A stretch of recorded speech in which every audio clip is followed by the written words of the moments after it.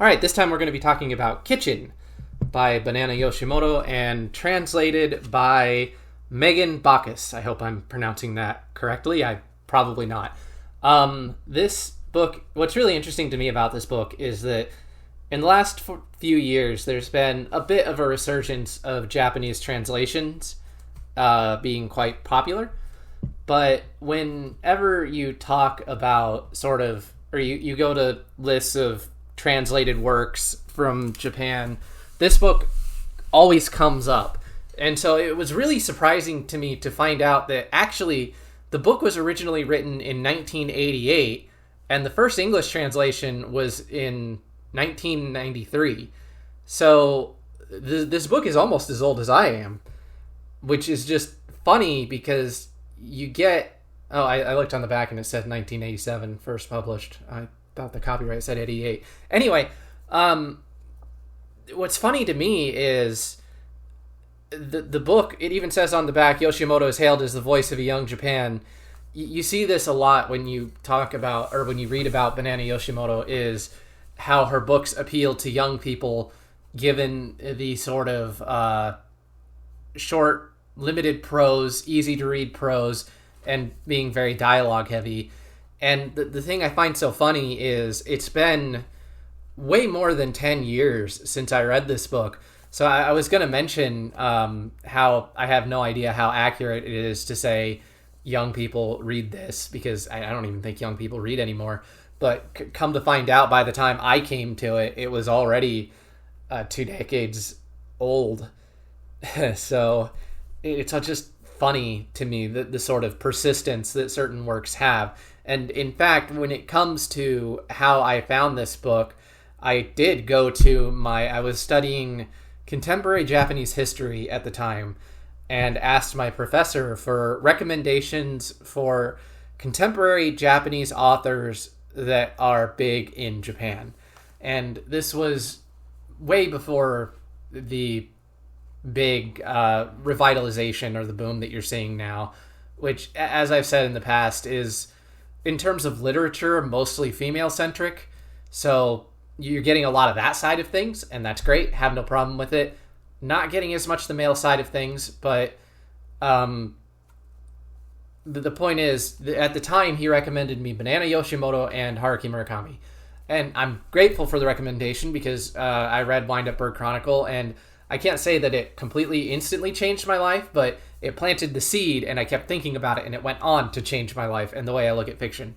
So, very grateful for that, but definitely looking at it in hindsight, even by the standards of what was translated and when, not really contemporary, which is fine. I just find it an amusing anecdote that ties into this book because I went out and bought Wind Up Bird Chronicle, but Kitchen is actually, it's a book, but it's not much of a novella, or of a novel, because it's actually only about 100 pages, split into 2 parts, and then it has an extra sort of short story taped on to the end that follows similar themes. They're thematically connected, but not the same characters at all.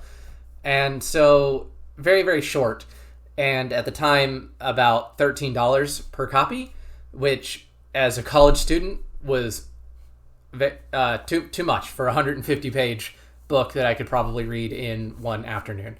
So it was a long time before I actually got around to reading it, and I also had read an excerpt in class for that class. And when I got around to reading it, it was honestly, I was really, really disappointed because Murakami changed my life so much that I wanted more Murakami. I wanted more books like Murakami. And if you look up more books like Murakami, Banana Yoshimoto comes up a lot. And at the time, I didn't see it. And I can see it now in hindsight because Murakami is one of those authors where what people get out of it is so different that what they're looking for in terms of similarities is... it can be very different because it's difficult to say which aspect of Murakami so attracted you to Murakami, and that you will, maybe try to find in other authors. So, like, for me, what I like about Murakami, I have found most in Nosgard, when I talked about in my Morning Star review. But Kitchen is definitely not that. The sort of quiet, down to life, but with sort of very deep philosophical dives. What Kitchen is, and where I do, after reading it multiple times and expanding my horizons and whatnot, what it does have in common with Murakami, and what you'll see in sort of a lot of the sort of cozier healing fiction-y, but not quite, Japanese novels, is a warmth about them. A very way of looking at mundane things and appreciating the value that they bring to life. And Kitchen, it's not deeply philosophical, but it's got that sort of level of, it talks about death and moving forward from death. Not to get into the thematic stuff too early, but, just no spoilers, because it's a book about death. That's not a spoiler in any way.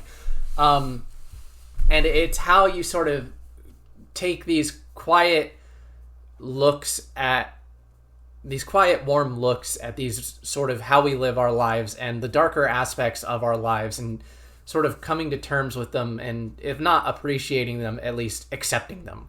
And maybe acceptance is really like the key word there. So that's why I picked up the book originally, was a recommendation from a professor. As for why I was rereading it, I've read some of Yoshimoto's other works. It's kind of hit and miss. Some of her works that are really popular, I don't like. Kitchen is okay. It's middle of the road for me with her, but it is her seminal work. It's a book that I read in, like I said, college, back at that time when my appreciation for the kind of literature that I like was still forming. So it's a pretty nostalgic book to me. And again, it's so short. You can just pick it up and leaf through it. And what I get out of it, kind of not in the same way as Murakami shifts each time. It's more like my appreciation for it changes each time I read it. Sometimes I'm like, it's okay. Sometimes I'm like, oh yeah, that was pretty good. And then like this last time I read it, it's like, it's good, but it's not quite as much as I want. So to get into the summary, the story of the actual Kitchen, like I said, it's divided into two parts. So the first part, our main character, I do not remember her name because it's an I novel, so I just think of her as I. Anyway, she, her grandmother dies, and her grandmother was the one she lived with. Her parents died when she was young.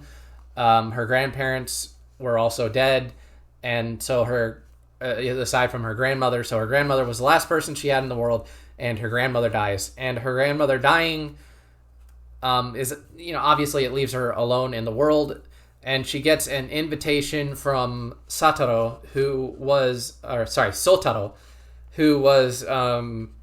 somebody who worked at a flower shop where her grandmother used to go. So Mikage, that's her name.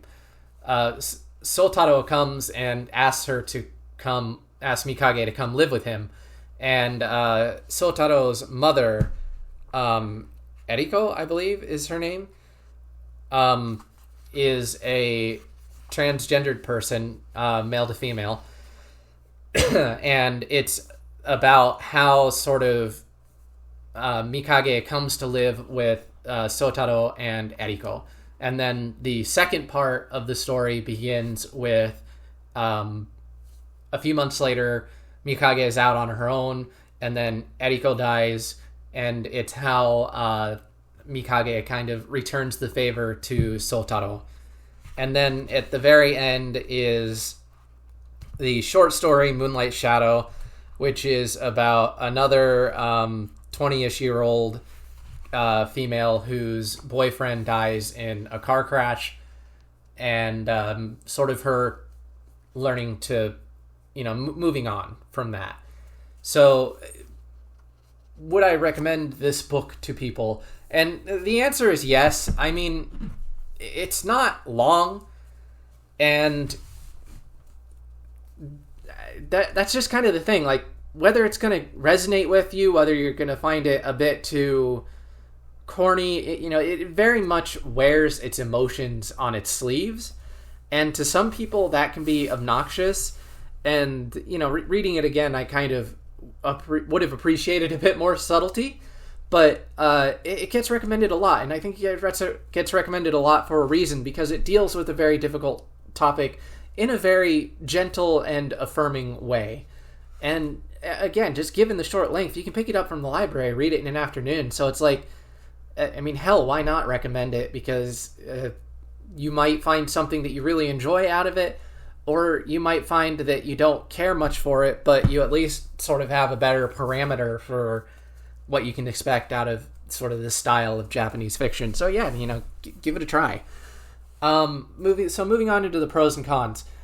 Pros, like I said, the warmth of the story is very affirming, but it's not just the warmth itself. It's a combination of the warmth and the story's willingness to explore kind of the reality of death and the overwhelming grief that can leave you with. I mentioned in my last review, Summer at Mount Asama, I believe. It's Asama. I've already forgotten. That the lack of conflict in that book, the lack of any real tension really to challenge the main characters, or any character really, their thoughts, their beliefs, their ideologies, how it made the book, it was very warm and affirming, but it didn't lend it any kind of depth, any kind of challenge, because the themes aren't explored in depth because they're never challenged. Nobody's ever here to provide the counterpoint. And, if you don't have the sort of the value and then the counterpoint and then thrust and then the counter thrust, then the values, the themes that you're exploring aren't ever really challenged. And Kitchen is a great example of how,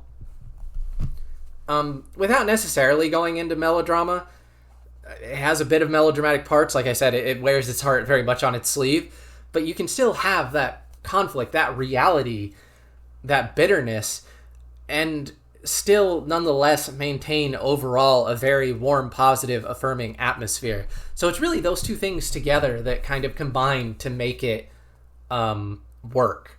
And again, combine the short length with the fact that, also in contrast to Summer at Mount Asama, it works as a really good counterpoint coming off of that. The story is really, really focused on a small cast of characters. You have Mikage and Sotaro and Eriko. And there are a few other characters who come and go. They just kind of show up and then leave. And that's okay, because for the most part, they show up, they play their role in the story, they push the character forward, and then they bow out. Good. We don't need to stress on them for too long. No problem. And that means that it keeps the focus on these characters, so that even though the story is short and the characters aren't as well developed as I like, relative to the size of the story, you get a really good sense of who these people are.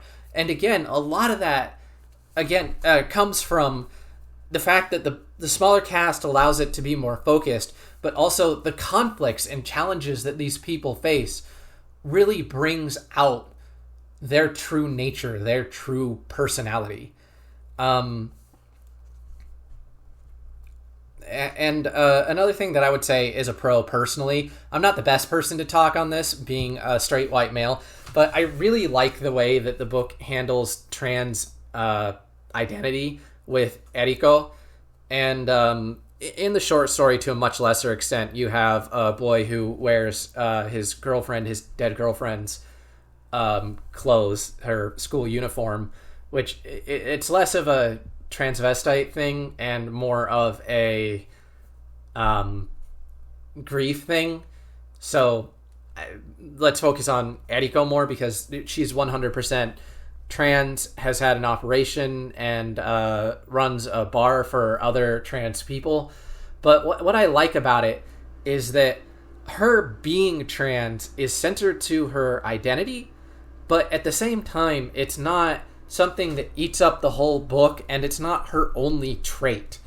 It's really more focused on her loving, caring personality over the fact that she is trans. Her being trans, again, like I said, it's important to who she is, but it's more a reflection of who she is rather than the core center of her being. And that's one of the problems that I have with a lot of books that come out and are really focused on things of like identity and whatnot, is that they treat this sort of one trait like it's a person's only trait, and they end up not really developing the level of complexity that I see from a lot of gay people or trans people or whatever. Like, that experience is important to their identity. It informs them, but it is not them. I've never met a trans person or a gay person in real life whose sole identity is, I am gay or I am trans. It's, I am this, and this, and also gay, or this, and this, and also trans. Like, it's not them. And to see that sort of reflected, handled so well in a book that, again, mind you, 1987 Japan, and went on to be a success. There wasn't, it sold really, really well. There wasn't like this huge backlash. So the way it handles that sort of identity and that aspect of the story, I personally think was really, really well done. Again, I'm straight, I'm white, and I'm male, so you can sort of take that for what it is. I don't pretend to be an expert on that topic, but I thought it was handled well. In terms of cons, again, being very short, it doesn't quite have the length, the depth, the complexity that I personally want from a book, but that's okay. Not every book needs to be of that, sort of depth. I'm not, looking for... It's not... When I read things, I'm thinking of something like Murakami's Kafka on the Shore, where you kind of get into philosophy, you get into the existential, why do we exist, what is our perception of reality, perceived objectivity, things like that.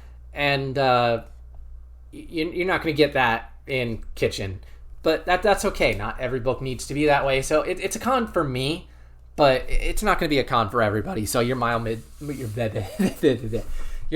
vary. And finally, sort of my biggest con is that in wearing its heart on its sleeve so much, there are times where the subtlety drifts into saccharine, or not the subtlety, but the sort of the message drifts into saccharine a little bit for me, where I just kind of imagine if this were set to like an anime and you'd get the music and you'd hear, the swelling music as we go through the flashback, and it just too much for me, emotional like overload. You're hitting it way too hard. I'm thinking in particular of the part at the end here where she's reliving her past, some past memories, and you go through a bunch of the memories, and truly happy memories always live on, shining. Over time, one by one, they come back to life. The meals we ate together, numberless afternoons and evenings. And it's just... okay, for me it's a little bit too heavy-handed. I can see some people really liking it. I can see some people putting it on a plaque in their office, sort of affirming things. So again, not quite for me, but if it goes for you, and if that works for you and it makes you feel something deep, then I don't want to sort of attack you or make that sort of make you feel lesser, or like you shouldn't get something from it, because the book clearly, as I've said a million times, has resonated with people and has had a positive impact of lives, and I never want to take that away. So a bit too heavy for me, but maybe that's fine for you. So finally, we're going to get into themes. So spoilers, this is your last chance if you want to go read Kitchen. Like I said, very, very short. Go ahead and pick it up. So themes. Death. Moving on from death. That is the main theme of the book. Mikage talks about having been... Mikage's family died. She's all alone in the world. And then later on, Sotaro's mother died, Eriko, and he's all alone in the world. And then in the short story, Hiragi, her boyfriend, died. She meets somebody else who died, and then Hirage's younger brother not only lost Hirage, his brother, but also his girlfriend, because Hirage was giving his younger brother's girlfriend a ride home in a car when they had a crash and died. So the theme of the story is 100% moving on from death and coping with grief and it as a part of life. And in that sense, it's very, very, I think it handles it extremely well.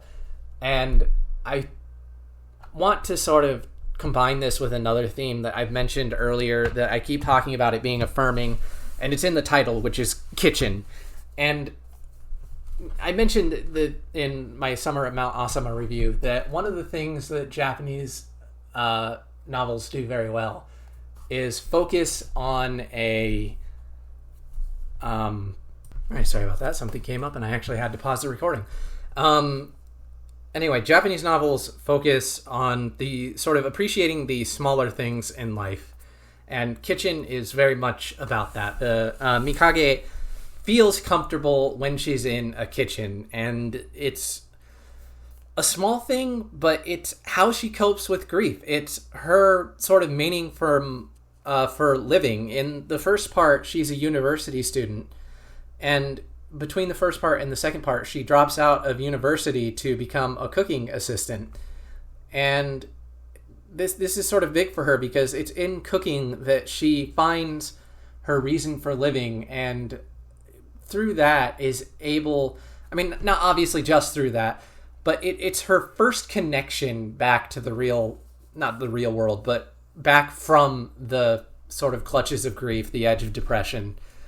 And again, also that feeling of acceptance that she gets from Sotaro and Eriko, and sort of their eccentricities, but also their warmth, and the way that they don't force her to be something that she's not. They sort of give her space. They do pull her in at first to get her out of her funk, but once she is with them, they pretty much leave her alone, let her do what she wants, and just try to include her and make her feel accepted as she is, rather than pressuring her to, be normal, to get over it, to move on.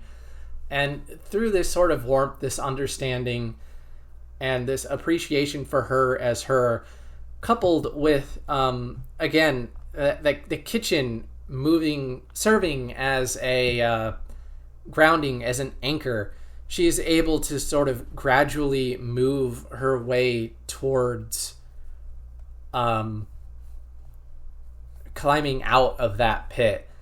And later on, when Sotaro loses Eriko, there is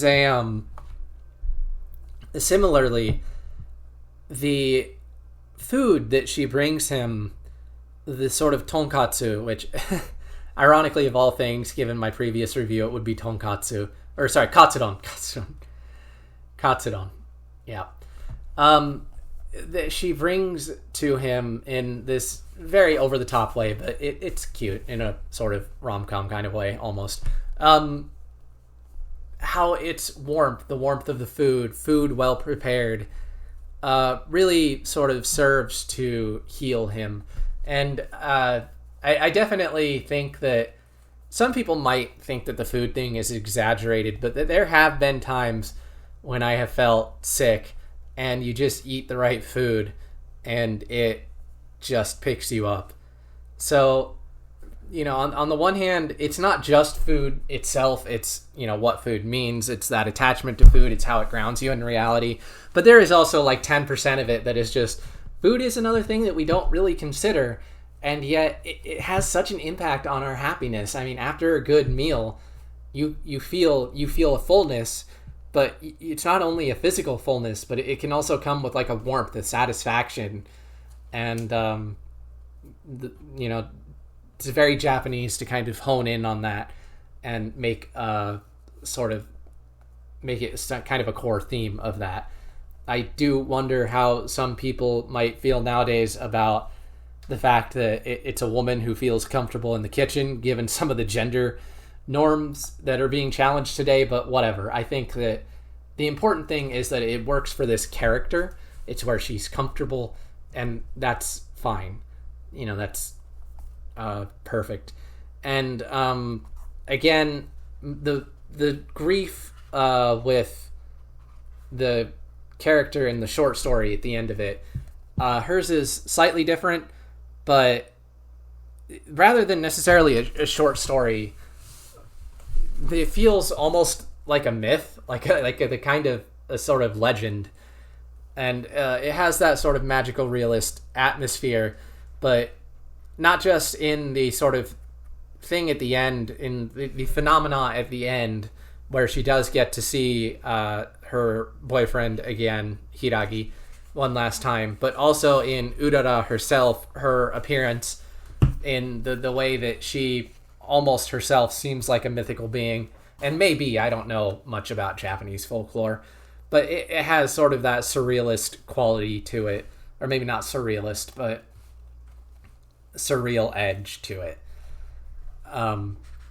Which, again, kind of lends it a warmth to the whole thing. Because in seeing one last time, she can bid farewell and accept what happened and start moving forward. And the interesting thing about the book, and theme 1, passing on, theme 2, the importance of small things, theme 3, books. Sorry, not books. There was a bug flying right in my face. It's very annoying. Theme 3, food, and the importance of food. And theme 4 would then be, and it's my theme 4, but it's just as important as death, is how people help other people heal, and how the worst thing you can be in a situation of heavy grief is alone. And, Mikage at first is sort of wallowing in her misery, and it's Satoru who shows up and brings her out of it. And then later on, when it's Sotaro who's also suffering, Mikage comes and pulls him out of his depression. And in this other story, you have Urara, but also kind of, I think, just as, probably more importantly, I'd say, you have Hitoshi, who is Hiragi's younger brother, and how he and the narrator are also there for each other and to help pull each other through these hard times, because they are both suffering. So even though it's a book about death and it's a book about grief, it's also not a book about isolation. It's a book that very much encourages human contact and the power of human relations, particularly in the face of such heavy sadness. And I think that is a very important message, that in a lot of Western books, there can be almost a tendency to idolize, really, suffering and suffering alone, and sort of bearing the weight of everything on your own back, because relying on other people is sort of seen as, if not a weakness, then certainly it is seen as a strength to be able to bear things yourself.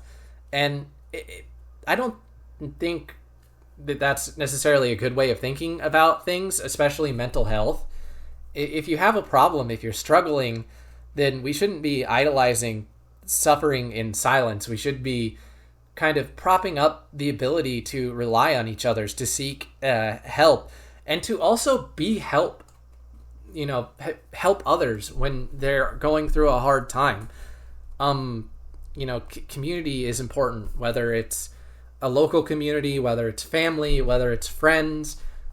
It's a book that really reaffirms the value of human relationships and human connections. And I think that even though it's a book that was written in 1987, translated in 1993, that's probably, now that I'm thinking about it and talking about it, the reason that it remains such a strong, relevant book to this day is that it, the more we become online, the rise of AI and people talking to AI, no matter how much we can argue rationally that it in some way supplements a lack of human communication, this sort of loneliness epidemic. And I think the attachment to stories like this is proof of just how important real human communication is and how much people long for it. So, I think that I wish that it went a bit deeper. I think that it's a bit, it's lacking subtlety.